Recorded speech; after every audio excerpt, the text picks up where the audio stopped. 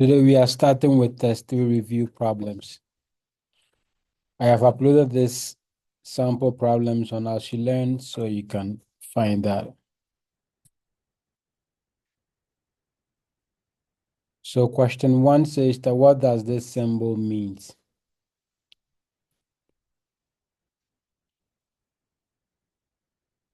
This symbol is for the population mean. Question 2 says what does this sigma stands for?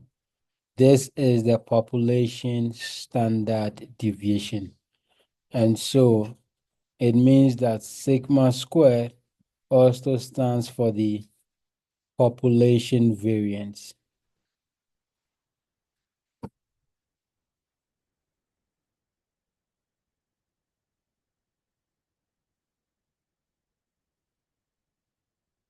X bar stands for the sample mean.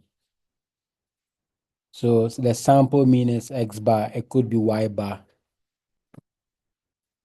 And then for 4, S stands for the sample standard deviation. It also means that S square also stands for the sample variance.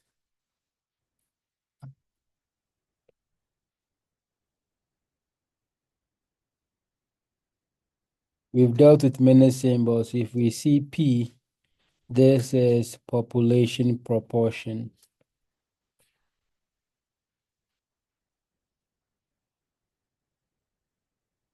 And then if we see P hat stands for the sample proportion.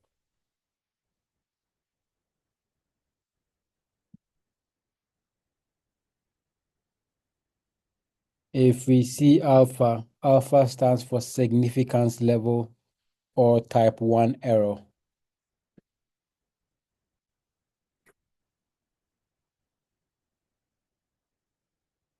If we see beta stands for what? Probability of what? Type 2 error.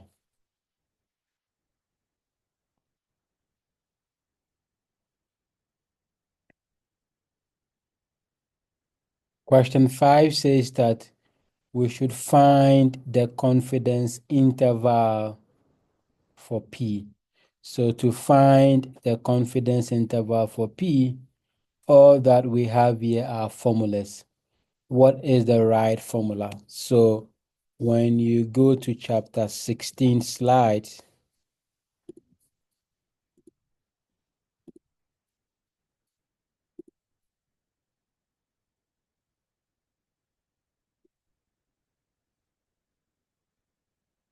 you can see the confidence interval for proportions is given as this formula right here. So first and foremost, we can see that the confidence interval for proportion is given by this, and so we need the Z table. And so based on this, we can see that A is out because A here says T. So A is out. And then the Z's we see, Z1 minus alpha on 2, they are all the critical values. But I didn't write them because I just used Z to denote that because you are able to read that from the table or from StatCrunch. So it is Z, and then this is what the standard error. The standard error, it is Z times the standard error of P, and the standard error is given by this formula. So here is what P hat, and here is what Q hat. Q hat is the same as 1 minus P hat. And so when we look at the formulas here, we can see that C is out because here should be P hat, not P. Is that okay? So you can see C is also out. And then B is also out because there should have been what? The square root sign here. The square root sign. Now, when you look at you see, there's a square root. So that tells us that what B is also out. So D, you see, D has a square root. P, 1 minus P hat is the same as Q hat divided by N. So the confidence interval for P is given by D.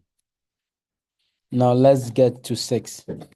6 says that the probability of what? Rejecting the null hypothesis. This is H naught. Probability of rejecting the null hypothesis. Given that the null hypothesis is true, this is what? An error. We have rejected the null hypothesis whilst the null hypothesis is true. And what type of error is this? This type of error is what? Type 1 error. Type 1 error. And then type 1 error is denoted by what? Alpha. Is that okay? If you rejected the null hypothesis, given that the null hypothesis is true, is type 1 error. And then that denotes, we denote that by alpha. And so I also want to also emphasize that this is type 1 error. How about if, what's the probability of that word? We fail to reject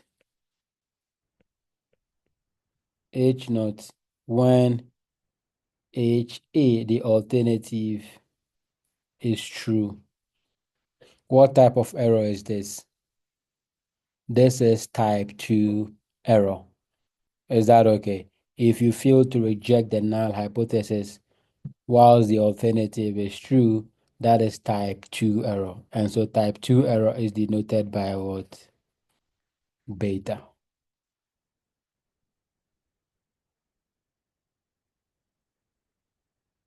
Is that okay? Okay. Now let's also look at this one here. How about probability of what? We fail to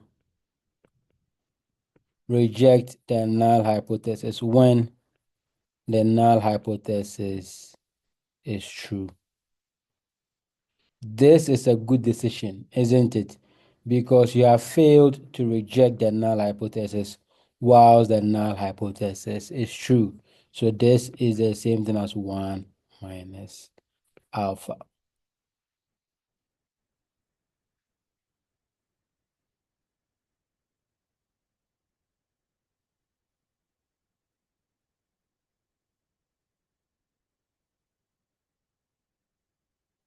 Does that make sense?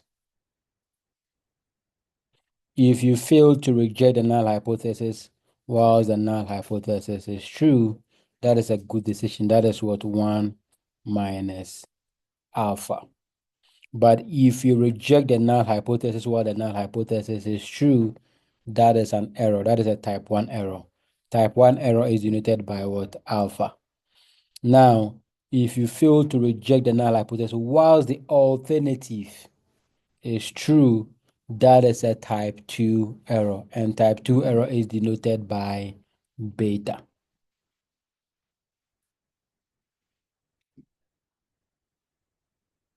And then the power of a test is 1 minus beta, which is the probability that you reject the null hypothesis whilst the alternative is true. That is 1 minus beta.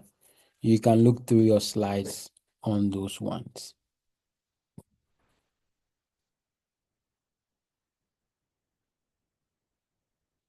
So 7 says the power of a test. We know the power of a test is 1 minus beta.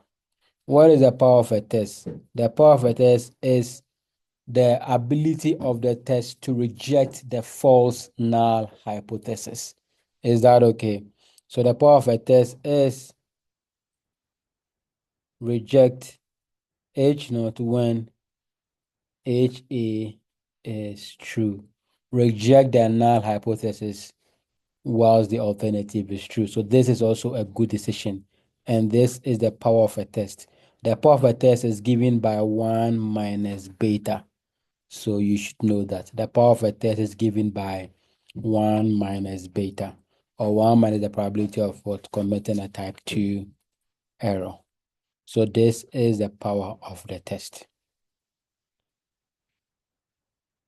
Now let's proceed to 8. It says that describe the indicated sampling distribution model. So here, assume that 32% of students at the university wear contact lenses. We randomly pick 300 students. And so we should describe the sampling distribution of the proportion. So what is the sampling? What is the distribution of the proportion? So to get a distribution of the proportion, we have talked about this in chapter 16. So you can see from here.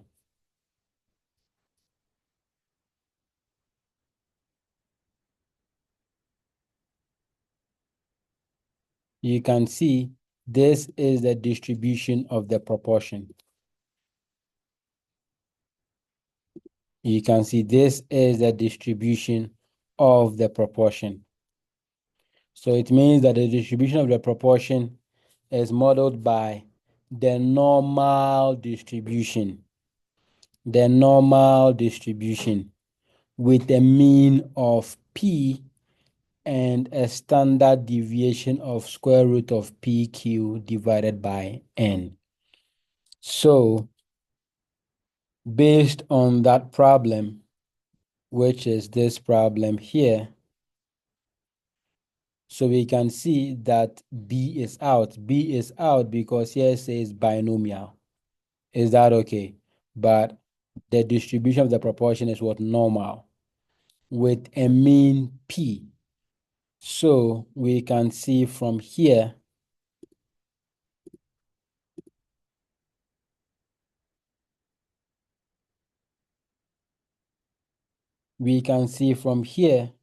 that our P is 0.32. It's given here. And then we learned that what? The proportion is normally distributed with P, and then the standard deviation is by P. Q is the same as 1 minus P divided by N here. So it means that it's going to be normally distributed with a mean of P. P is 0.32. And the standard deviation is going to be square root of what is P? 0.32 times 1 minus P, or Q, 1 minus 0.32 divided by N. And then my sample size is what? 300. And so you can use your calculator to get this. So I get 0.32, and then you can use your calculator to get the rest.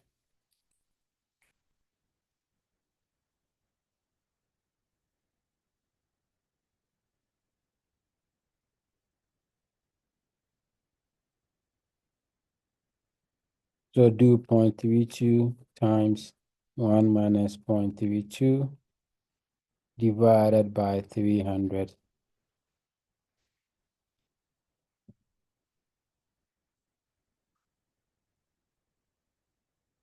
I got 0.0269.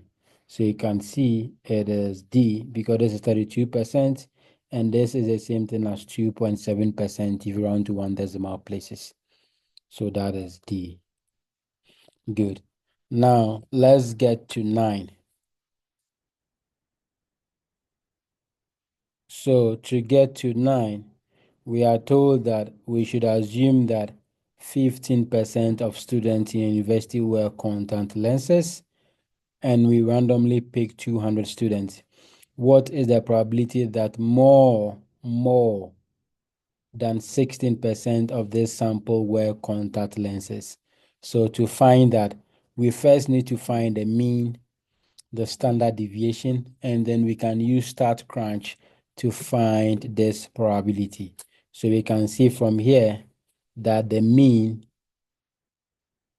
is the same as P, which is 0.15. What is the standard deviation? Standard deviation is going to be square root of same thing we did here, 0.15, 1 minus 0.15 divided by n. My n here is 200.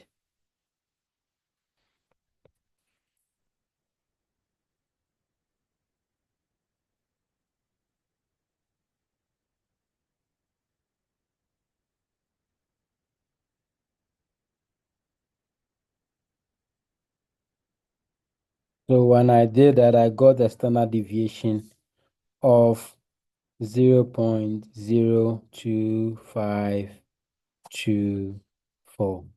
This is a standard deviation I got. So I have a mean of this and a standard deviation of this. And I'm looking for the probability that more than 16%. So now, since I have the mean and the standard deviation, I can use StatCrunch to find that probability. So let's get to StatCrunch. So this is StatCrunch. We go to Stats, Calculators, and then we scroll to Normal. Stats, Calculators, and then we scroll to Normal. Let me put my mean here. My mean is 0.15. What is my standard deviation? My standard deviation is 0.02524. I am looking for the probability that more than 16%, more than 16%. So it means here would be greater than 0.16. 16% is the same thing as 0.16. And then you hit compute. It gives you this 0.3459. 0.3459. So when you look at that here, you can see, is that okay? Now, let's get to 10. 10 says that a hairstylist believes the distribution of her tips has a model that is what? Slightly skewed to the right. With the mean of, so we have the mean, we also have the standard deviation. Okay? And then we are asked that what is the probability that her 15 clients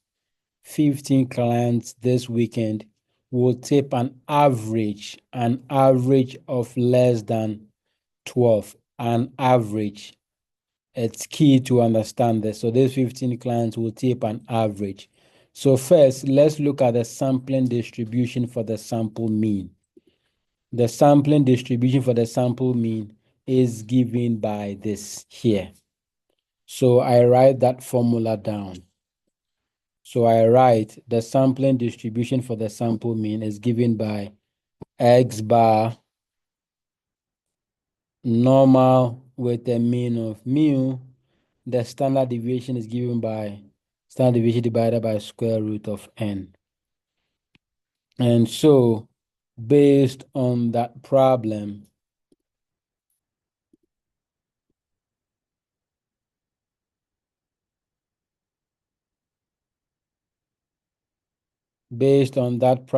where I have this one here, it means the sample mean is approximately normal. So the mean we're given here is what? 10.5. And then you are given the population standard deviation to be 6.25. 6.25 divided by square root of n. 15 clients. 15. This gives us normal with a mean of 10.5, and then we can find the standard deviation.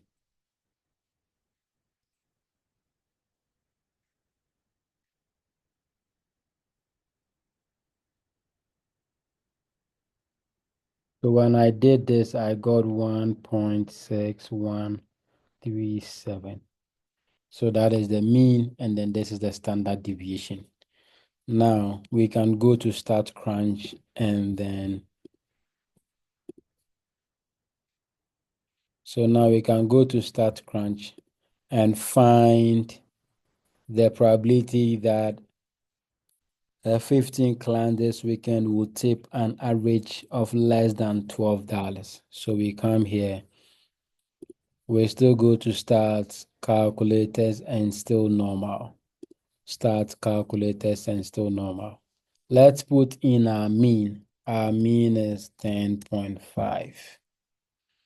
What is the standard deviation that I got? I got 1.6137. We are looking for the probability that it will tip an average of less than $12. So I put 12 here. And then I hit compute. This is 0.8236. And then when you look at that, right? So you should be very careful. You have to find the sampling distribution of the sample mean. You don't have to use the standard deviation of 6.25. Is that okay? You have to find the sampling distribution of the sample mean, find its mean, its standard deviation, and then you can use StatCrunch to compute the probability. Now, let's get to 11. So 11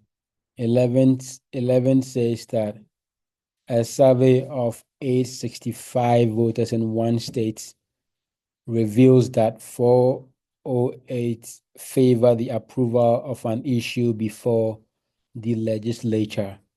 And then we are asked to construct the 90. So this is very easy and straightforward.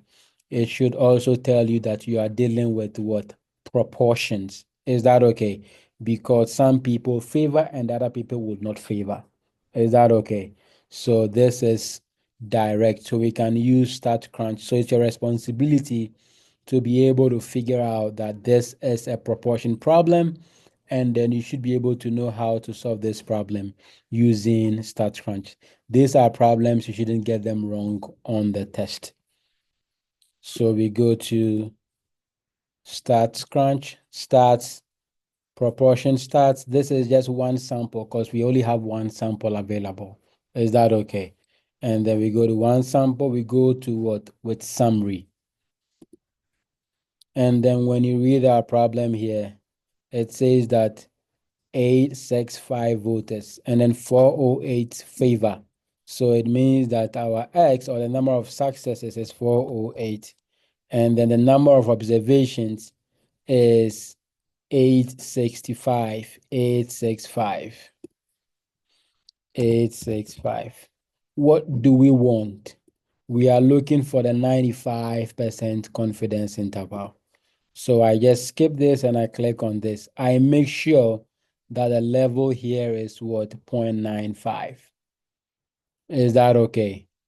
The level here is 0.95. And then you just click compute.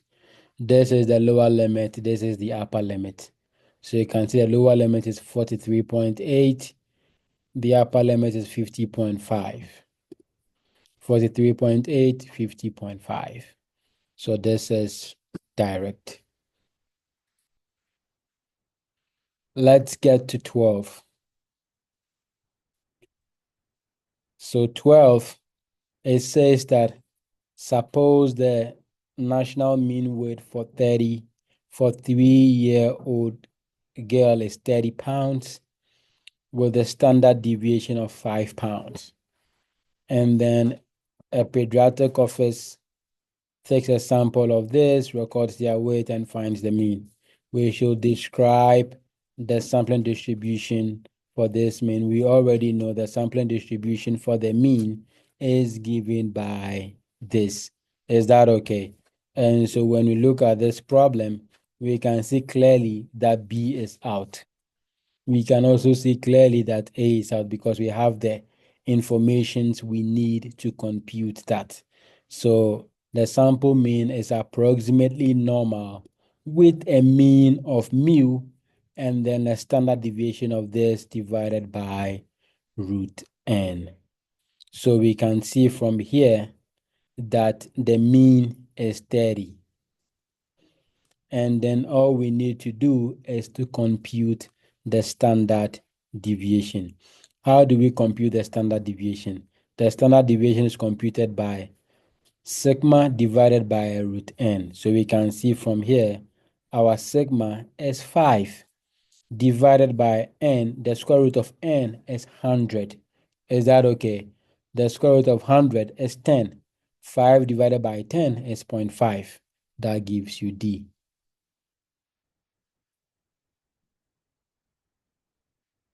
Now let's get to 13.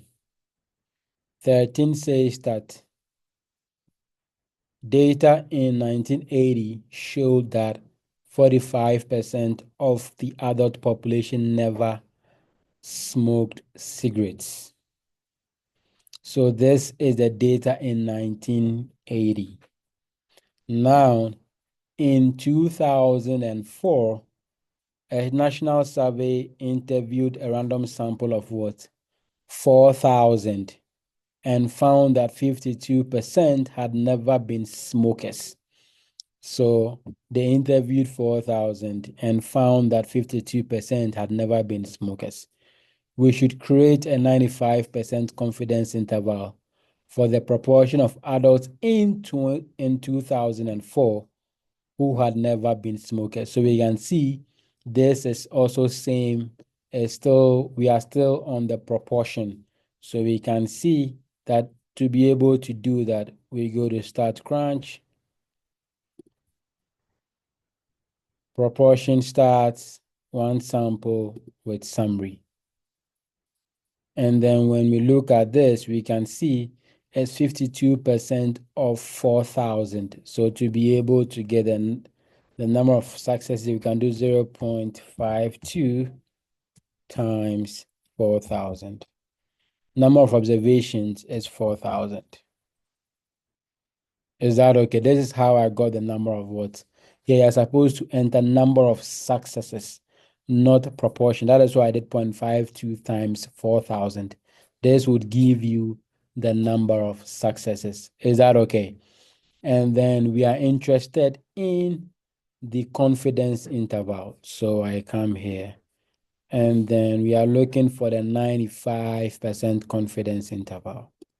So here is still 95. You just click on compute. And then this is 50.45. This is 53.54. So you see 50.5, 53.54. So you can see if I were you, when I look at this possible answers here, I could see the proportions or the intervals are different. So you just have to look for the interval that matches yours.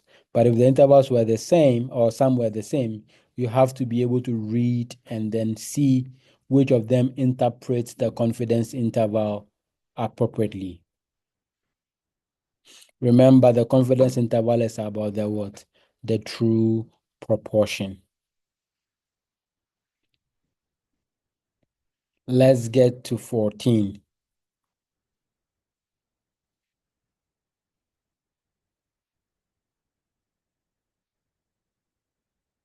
14 says that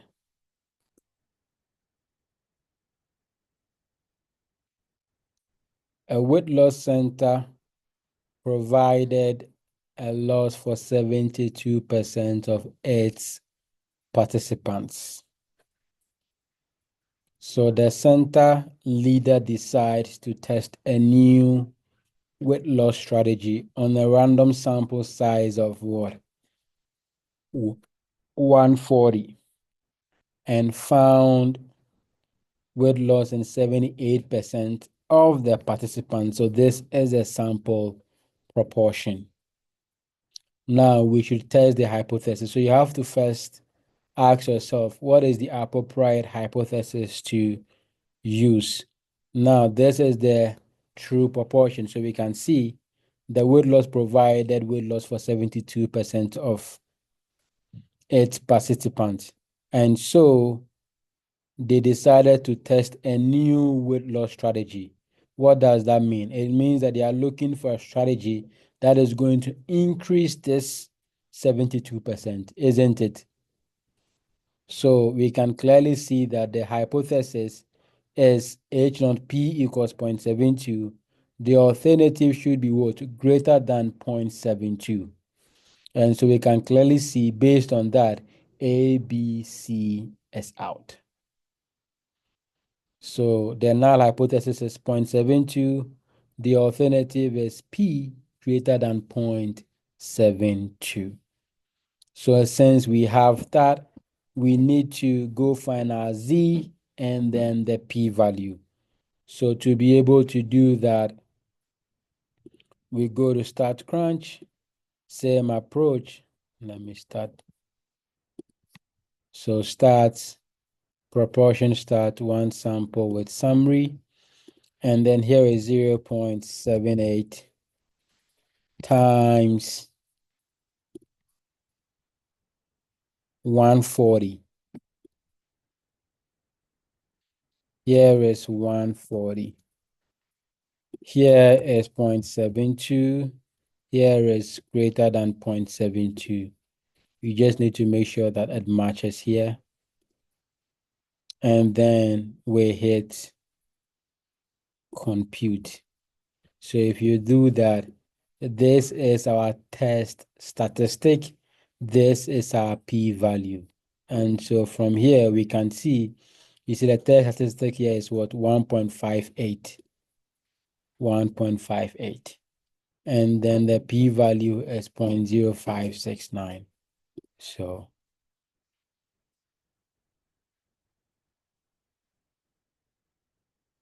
let's get to 15. 15 says that a weight loss center provides a loss for 72% of its participants. And so the center leader decides to test new weight loss strategy. We should identify type 1 error in this contest. So to do that,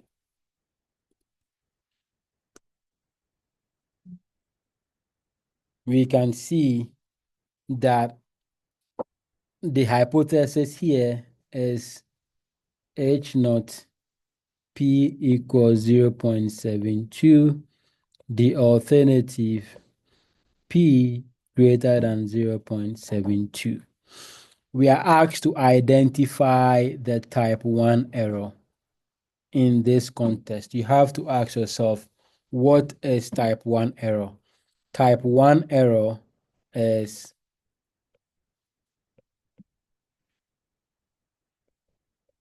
probability that what we reject H naught given H naught is true. Is that okay? So type 1 error is, this is the definition for type 1 error. We reject H naught given that what H naught is true. So what it means is that we should identify the type 1 error in this contest. In this contest, it means that they are going to conclude that the new weight loss strategy has what is increasing, like it's working, but in reality it is not, because H naught is true. So you can see from here, the center concludes that the proportion of participants losing weight is increasing. You see, they have rejected the null hypothesis, but in reality it's not increasing. Does that make sense? So that is how to answer that. Now let's get to 16. So you see how I was able to do 15. I took my time. I wrote this. I wrote the definition for the type 1 error, and then I analyzed that based on this problem. Type 1 error means that you have rejected H naught, whilst H naught is true. It means that you are going to make a conclusion based on the alternative hypothesis. But in reality, the real thing that is happening is the null hypothesis. That is what it means. So now let's get to question 16.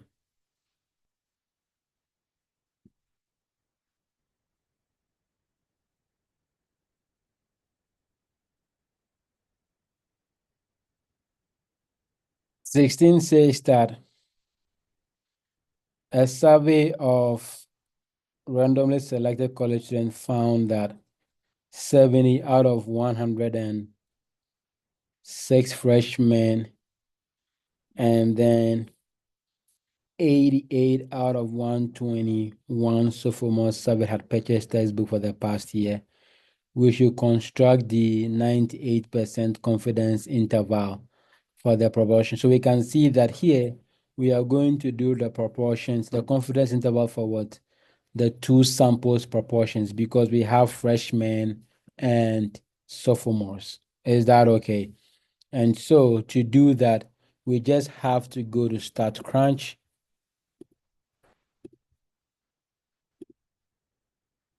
And then we go to stats, proportion stats, to sample with summary. Is that okay? So sample one for the freshman, we had 70 and then 106. For sophomores, we have 88 and then 121. We are interested in the 98% confidence interval. So I click on this, I change this to 0.98. Is that okay? I change this to 0.98. And then you hit compute. And then it does that for us. So we have negative 0.209 and then 0.0756. So we can see based on this, this is the right answer.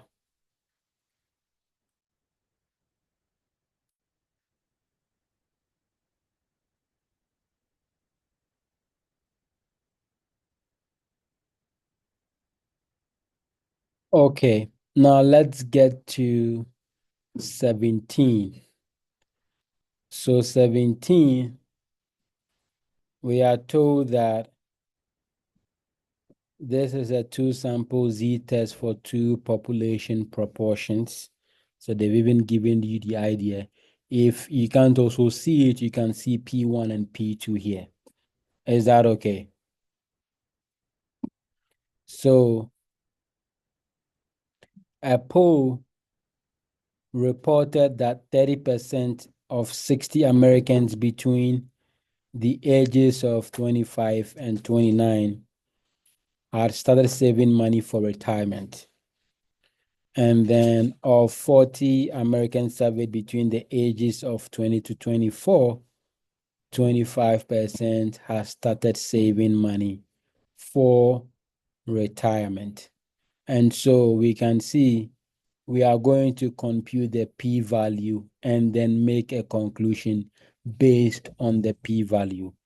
And so we can see this is what? This is two proportion z test. And so we can use StatCrunch to do this.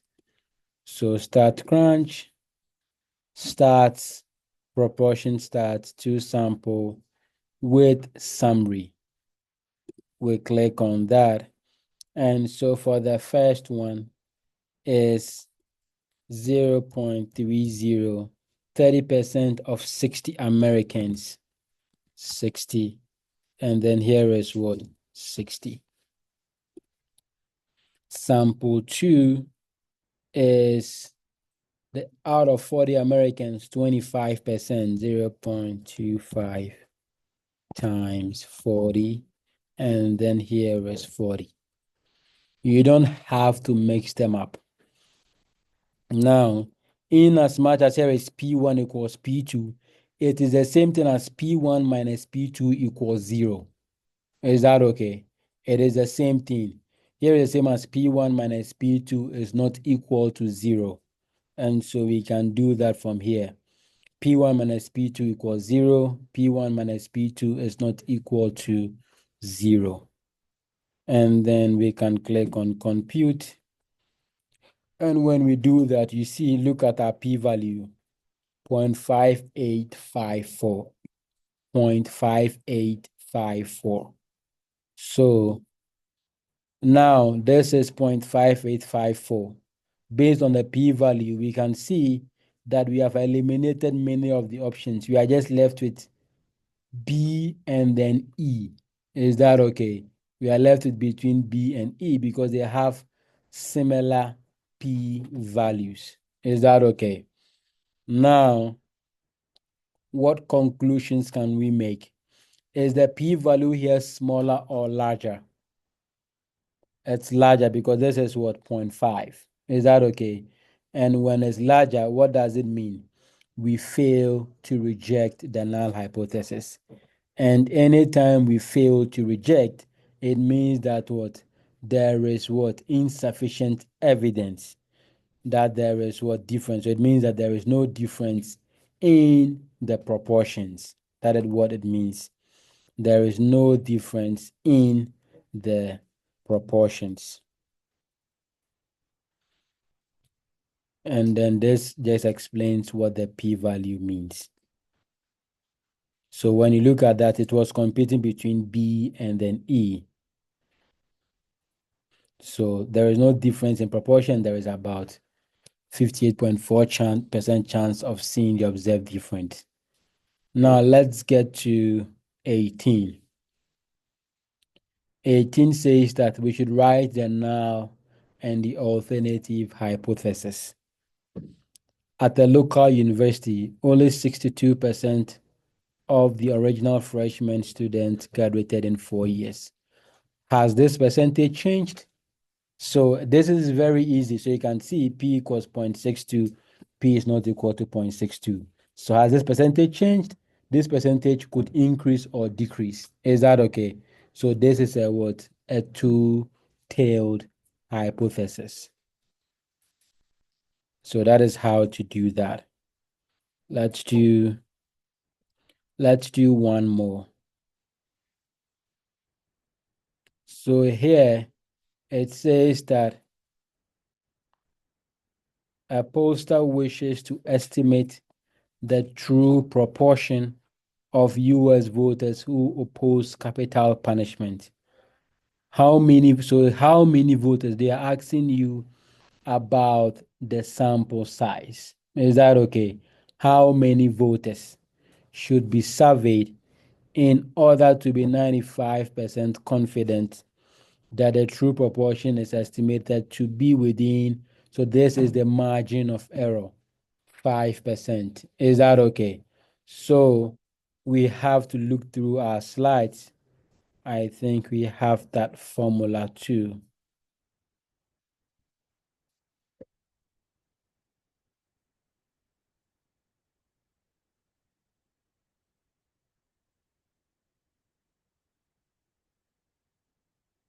So there we go. So this is the margin of error, or we can have this. This is the formula. We can use this too. This is direct. Is that okay? So this is to find the sample size n equals p hat times q hat divided by the margin of error, or divided by z, all squared. Is that okay? And so when we look at this problem here, so we have to be able to compute the z value, and then we can be able to then proceed. I'll end here. The next time we meet, I'll do the 19 on the iPad, and then we'll finish up on Monday. So I'll see you guys on Monday.